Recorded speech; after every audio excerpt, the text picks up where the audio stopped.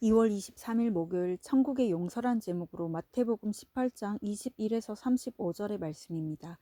사랑의 하나님 감사합니다. 오늘도 말씀 묵상의 시간을 허락하시니 감사합니다. 이 시간을 통하여서 하나님의 말씀이 들리고 복음이 들리길 원합니다.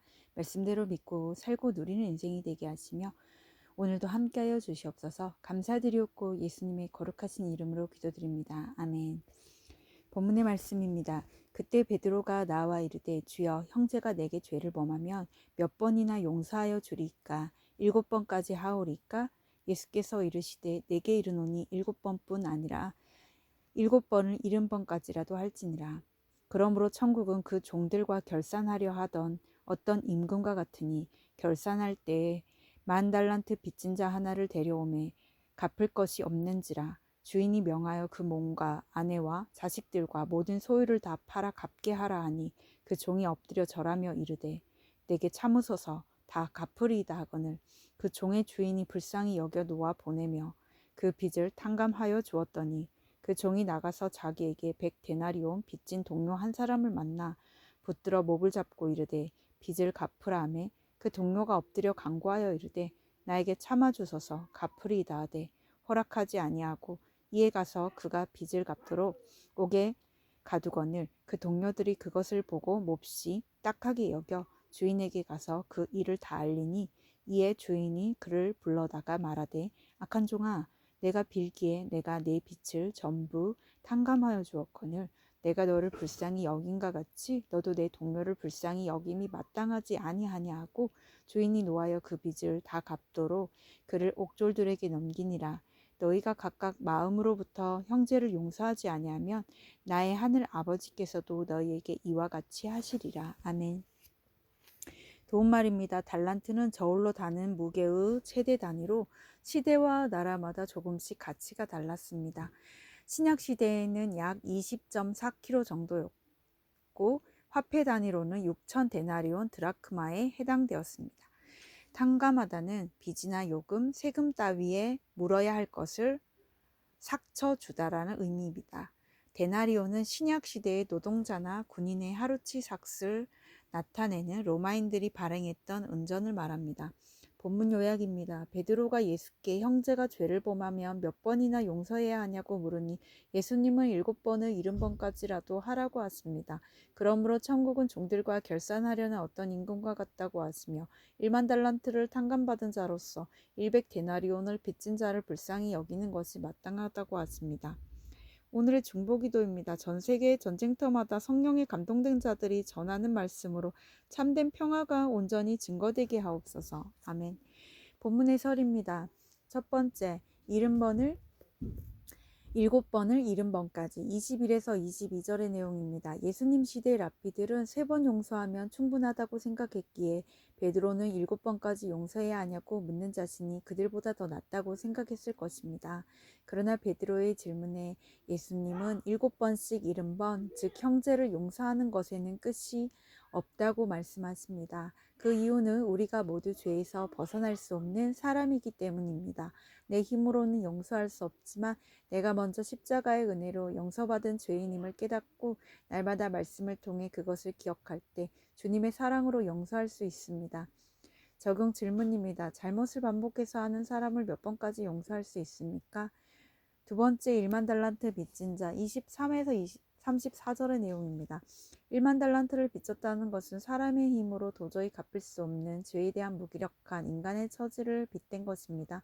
빚진 종이 다 갚으리이다 라고 허황된 약속을 하는 것은 그 순간을 모면하려는 장담에 불과합니다. 그럼에도 하나님은 죄에 대한 우리의 불가항력적인 처지를 불쌍히 여기시고 전적인 은혜로 죗값을 탕감해 주셨습니다. 그런데 그 종은 자기에게 고작 100데나리온의 빚진 동료의 목을 잡고 빚을 갚으라며 그를 옥에 가둡니다. 그러니 주인에게 악한 종이라 일컬음을 받습니다. 적용 질문입니다. 내가 허황되게 약속하고 순간을 모면하려고 장담하는 일은 무엇입니까? 세 번째, 이와 같이 하시리라 35절의 내용입니다. 우리는 조금만 무엇이 잘 되면 은혜보다 내 노력 때문이라고 생각합니다. 그리고 반대로 조금만 잘못되어도 내 탓이 아닌 남 탓이라고 생각합니다. 하나님의 은혜를 더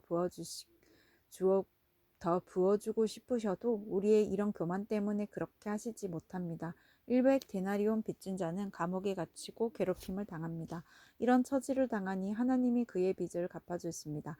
이처럼 이 땅에서의 축복은 내 힘으로 아무것도 할 수 없어서 주님이 도와주시는 은혜를 경험하는 것입니다. 적용 질문입니다. 내 힘으로 해결할 수 없는 일을 겪었던 적이 있습니까? 그것을 통해 하나님의 일하심을 경험한 적이 있습니까? 오늘 기도하기는 7번을 70번까지 용서하라고 하시는데 저에게 베푸신 주님의 은혜를 잊어버리고 가족과 주변 사람들을 용서하기 주저하는 저를 불쌍히 여겨주옵소서. 저의 큰 죄악을 용서해 주신 그 은혜의 감격을 회복하여 생색이 아닌 진심으로 남을 용서하는 삶을 살게 하옵소서. 아멘. 묵상 간증입니다. 포기해서 용서로란 제목으로 최계수님의 말씀 적용글입니다. 남편의 외도와 도박, 마약, 감옥 생활로 인한 부재중의 삶이 저와 아들들에게 지옥 같은 고통의 시간이었습니다.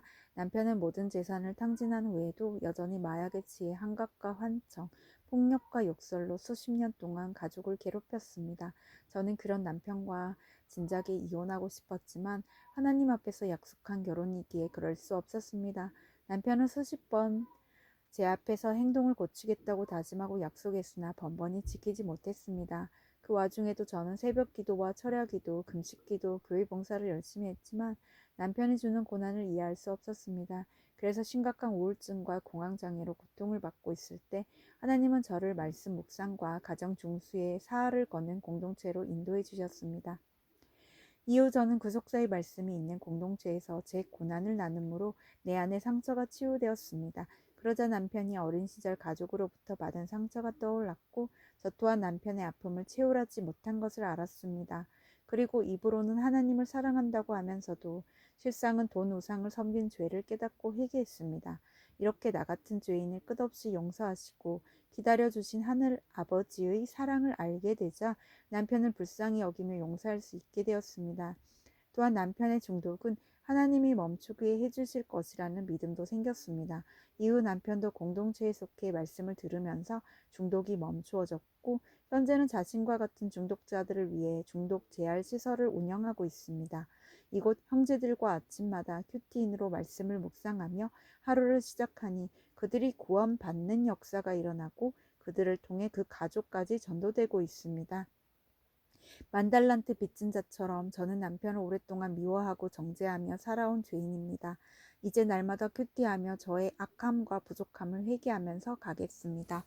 이분에 적용하기는 남편과 자녀가 잘못을 저질러도 정죄하지 않고 저의 죄값을 탕감해 주신 하나님을 먼저 생각하겠습니다. 아들들의 예배가 회복되기를 기도하는 마음으로 맛있는 음식을 만들어 주겠습니다. 입니다.